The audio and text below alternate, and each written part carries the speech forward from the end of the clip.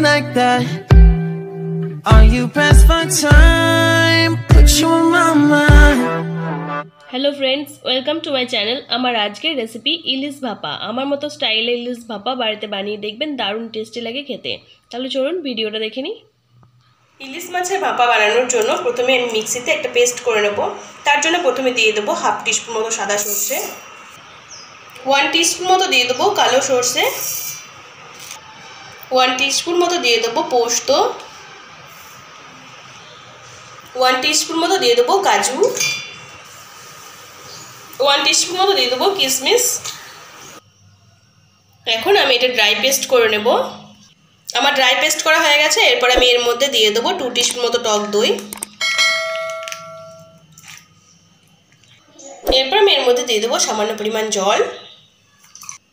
এরপর আমি আবার একবার পেস্ট করে নেব।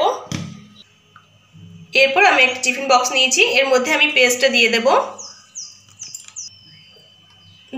আমি 2 টিস্পুন মতো সরষের তেল, দিয়ে দেব পরিমাণ মতো নুন, হাফ টিস্পুন মতো দিয়ে দেবো হলুদ গুঁড়ো, 1/4 টিস্পুন মতো দিয়ে দেবো লঙ্কার গুঁড়ো, দিয়ে দেব 3টে চেরা কাঁচা লঙ্কা। এখন আমি মিশ্রণটা ভালো করে মিক্সড করে নেব।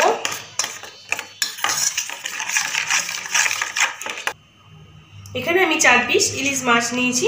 তো ইলিশ মাছগুলো আমি এরপরে গ্রেভিটার মধ্যে দিয়ে দেব। এখন আমি ভালো করে মাছগুলো মিক্সড করে নেব। এই মিশ্রণটার সাথে কিন্তু ভালো করে মাছগুলো মিক্সড করে নিতে হবে। এখন আমি টিফিন বক্সের ঢাকনাটা লাগিয়ে দেব। কড়াইয়ে আমি জল বসিয়েছি, জলটা আবার গরম হয়ে গেছে। এরপর আমি টিফিন কৌটোটা বসিয়ে দেবো জলের উপরে। এরপর আমি ঢাকনা দিয়ে 15 মিনিট মতো টাইম দিয়ে লো ফ্লেমে ফুটিয়ে নেব। 15 মিনিট মতো আমার ভাপানো হয়ে গেছে। এরপর ঠান্ডা হয়ে গেছে আমার টিফিন কৌটোটা, আমি খুলে দেখাচ্ছি।